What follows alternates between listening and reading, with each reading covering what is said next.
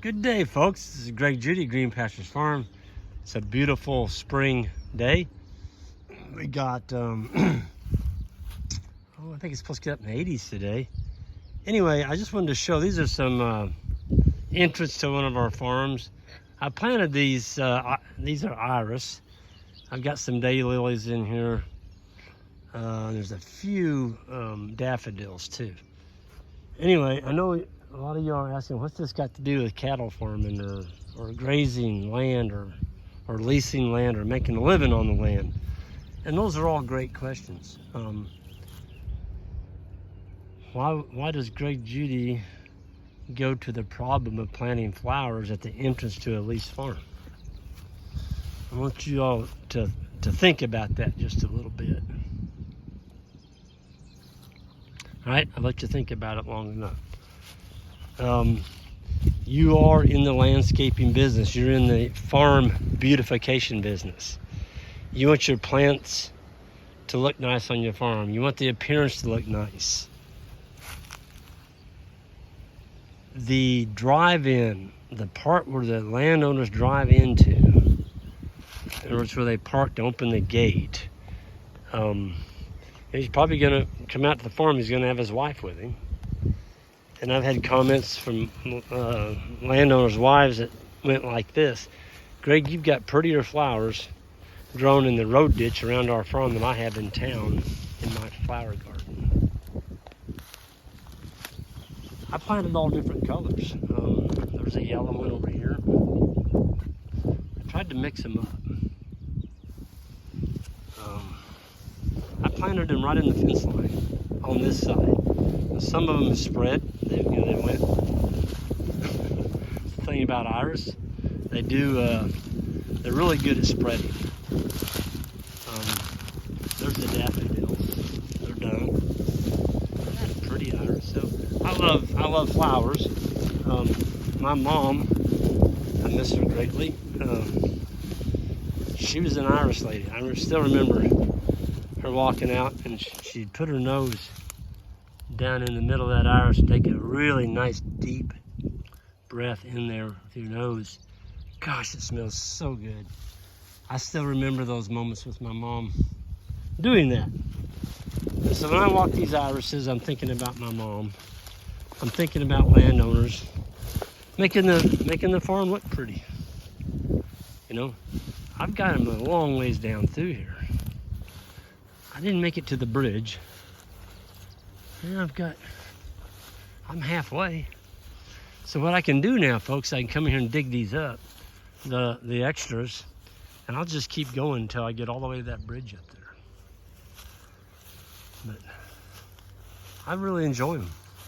Not only are they pretty, it beautifies your farm frontage. This is the old soybean cocklebur field. Not that way anymore. Not that way anymore. There's not going to be any more row crop put on that bottom as long as I've got control of it. Over here is row crop.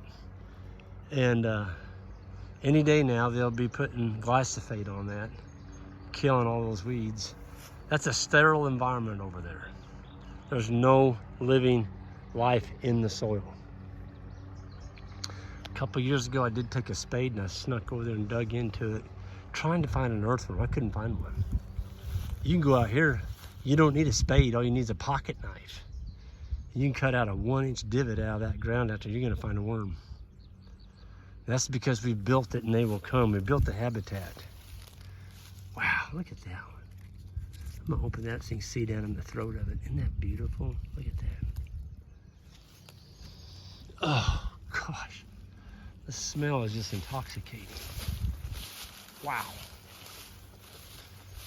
The throat, look at that. Just beautiful. There's a purple one. All different colors. I got these from my Uncle Dan. My Uncle Dan is him and my Aunt Audrey, they raise a ton of iris. And they've got them named. They got nameplates for them, all that. They breed them.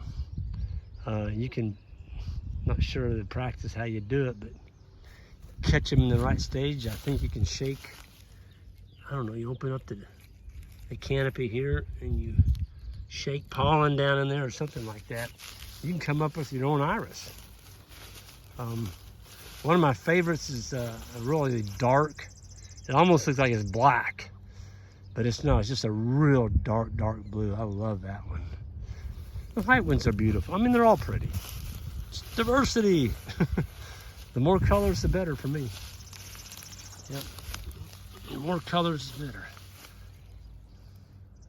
Something's been digging in here. They dug that iris out. Isn't that crazy? Probably a coyote digging in that grass there. See that wire underneath that grass? That's a ground wire. It's not energized. Thank goodness. Well, I'd be knocking your voltage down.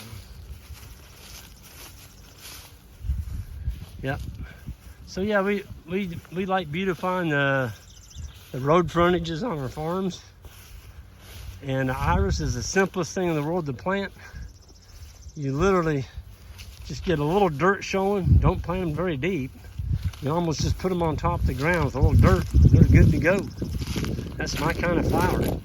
And there's fescue, orchard grass, you name it. It's out here trying to crowd these iris out. And the iris is like, nope, get out of here. We're gonna put out a bloom anyway. That's my kind of flower. I am not gonna be out here weeding these things. I don't have time to weed them. I know there's probably some flower enthusiasts out there just about to have a fit because Greg's got weeds and grass in his flowers. Here's a walnut tree that the squirrels planted. I'm anxious to let that one grow. That's gonna make a nice shade tree right here on the front of the farm. It's a pretty nice looking tree too. It's straight. So we'll probably put some wood chips around that one. This gate, I'm not real happy with this gate. I need to paint it. I've got some paint missing there. We're gonna get over here and put some Rust-Oleum enamel. This is a gate that I built, folks. I didn't have any money. You do what you gotta do. This is a 16-foot cattle pen. I didn't have money to buy a gate when I leased this farm. And so I took some fiberglass posts and I took some soft wire and I just wired it to the fiberglass. That gate's been in for 21 years. Still going strong. Yep. Anyway, I'm gonna get out of here. It's a beautiful day. I'm gonna get out and enjoy it. I just hosted a delegation of the Missouri Cattlemen's Association. These are delegates. They're young folks. They're all, look to me like about 18 to 22 years old. They are the future of the ag business, the cattlemen. You know, they're saying the average cattleman owner right now in the United States is 60. And I spent about 3 hours out here this morning going around showing them what can be done with a grass-based system and basically what to be thinking about. So that's kind of cool, getting to be around some young people. And our Ike and David and Isaac got to meet them and be a little bit of it too. So it's always nice to get young people out on your farms and show what you're doing to them, because you never know. You may drop a little tidbit in their brain and get something scratched in there where they start thinking, you know what, Greg can do that and make a good living on the land without all these inputs and feedlots and stuff. You know, maybe there is a place we can do this.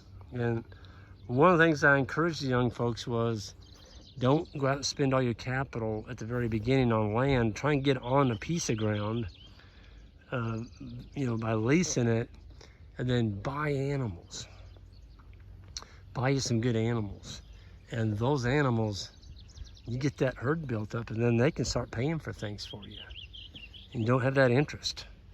The interest is what gets you. You know, you go out and buy 100 acres and you just pay, you know, $500,000 for it. You're going to be paying interest on that for many years and not hardly any principal.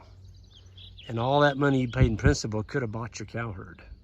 And those cow herds having baby calves, folks. Putting on fat. You're selling fat steers and, you know, bulls and cow calf pair, you name it.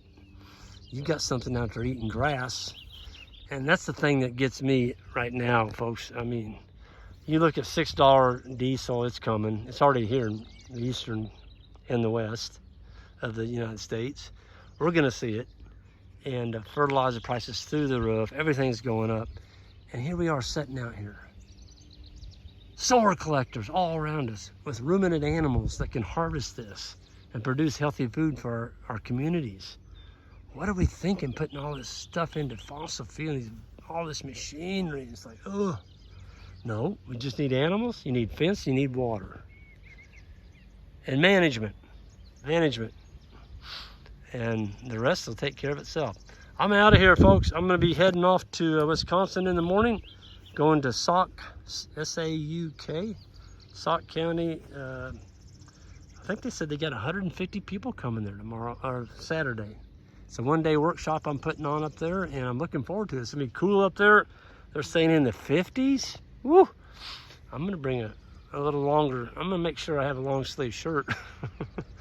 That'll feel good though after we've had 80s and 90s here in Missouri. So I'm heading north. Y'all take care. Hit that subscribe button on the way out. And oh, bull number 92, he's gonna be auctioned off tonight. It's the last night. I won't be putting up another bull for a couple days, so I'm gonna be gone. But we got 2 more bulls coming after him. Y'all take care, and we'll see you next time.